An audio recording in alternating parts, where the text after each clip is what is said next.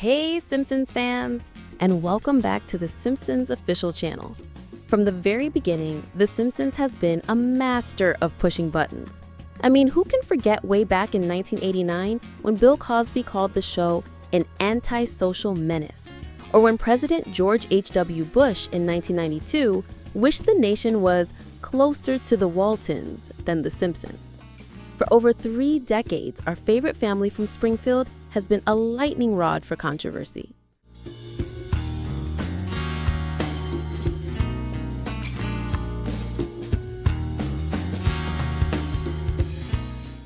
Sometimes, things that were once considered perfectly fine have become, well, less so over time.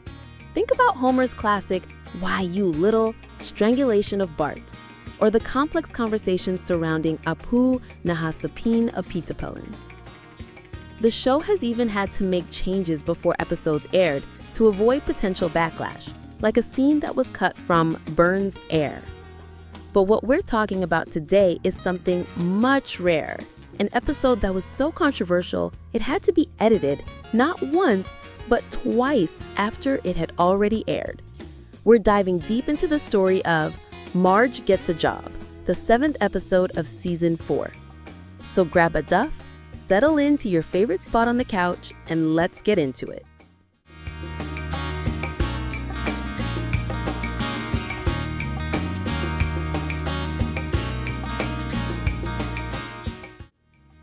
First, let's set the scene. The Simpsons' house at 742 Evergreen Terrace is literally sinking into the ground, and the family needs a whopping $8,500 for repairs. Against Homer's wishes, Marge decides to enter the workforce and lands a job at the Springfield nuclear power plant, filling a position recently vacated by the unwillingly retired Jack Marley.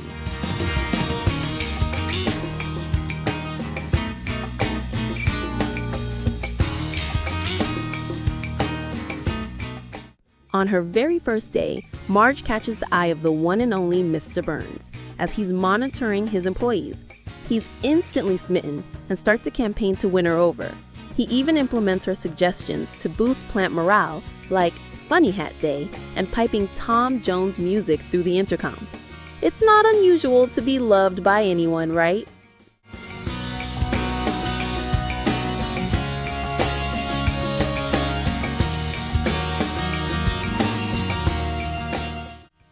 Meanwhile, Bart is up to his old tricks, faking a series of increasingly absurd illnesses to get out of a test. Remember, "Oh, my ovaries!" Classic.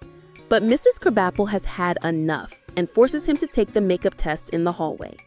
At the same time, on Krusty the Clown's show, things go haywire when a giant Alaskan timber wolf gets spooked by the audience screaming the secret word, loud. A little nod to Pee-wee's Playhouse for you eagle-eyed fans. The wolf escapes, runs to Springfield Elementary, and attacks Bart right outside his classroom.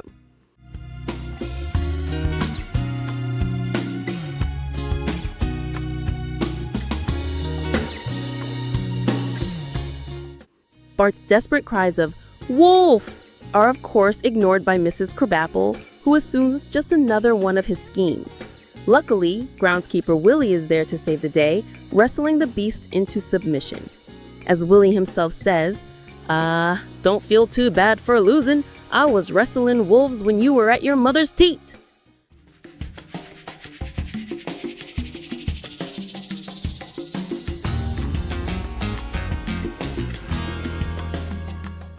Bart, knowing no one will believe him, claims he made the whole thing up and hand in his test before promptly passing out.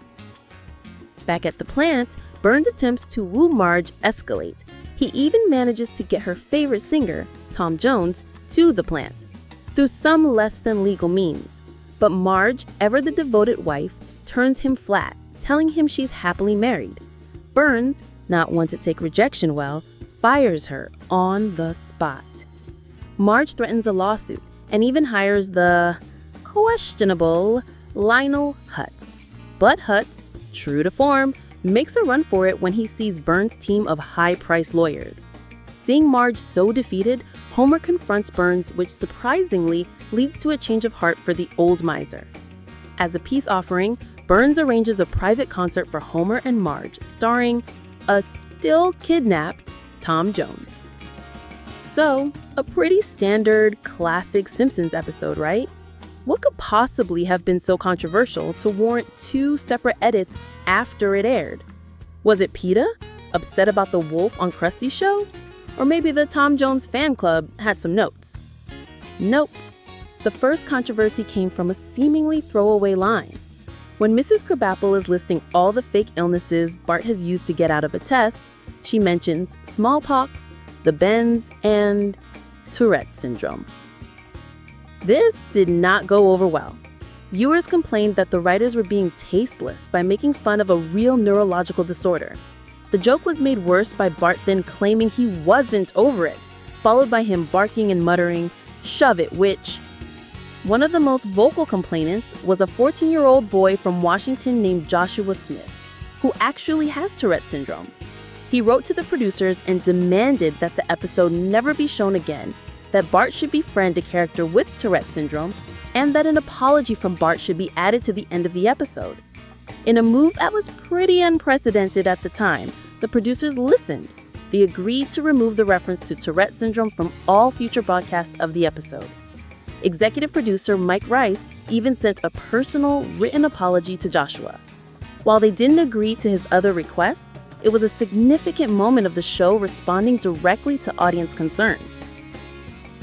But that was only the first edit. The second one involved a much more suggestive scene. It all goes down when Mr. Burns is talking to Smithers about his newfound infatuation with Marge. Burns says, I dreamed about her again last night, Smithers. You know that dream where you're in bed and they fly in through the window? Then the scene cuts to Smithers' own fantasy. He imagines himself in bed as Mr. Burns flies in through the window. Smithers then dreamily says, "You've been reading my wish book, sir." Now, according to writer and producer Bill Oakley on the Season 7 DVD commentary, the network censors had a big problem with this sequence. Specifically, they took issue with a few sections that showed, and I'm quoting Oakley here, Mr. Burns landing in a particular position on Smithers' anatomy. So, those few frames were cut from future airings to appease the censors. It's a small change, but it speaks volumes about what was considered acceptable on television at the time. And if you can believe it, the episode stirred up controversy a third time, almost 2 decades later. In 2011, following the devastating Tonghoku earthquake and tsunami in Japan and the resulting nuclear emergency, the Austrian network ORF pulled the episode from its schedule. They felt that a joke about Marie and Pierre Curie dying from radiation poisoning was no longer appropriate. So there you have it. 1 episode, 3 major controversies, and 2 post-airing edits. Marge Gets a Job is a fascinating case study in the ever-shifting landscape of comedy and cultural sensitivity. It's a reminder that even our favorite cartoon family isn't immune to the real world. What are your memories of this episode? Did you see the original version before the edits? Let us know in the comments below. And don't forget to like and subscribe for more deep dives into the world of The Simpsons. Until next time, don't have a cow, man.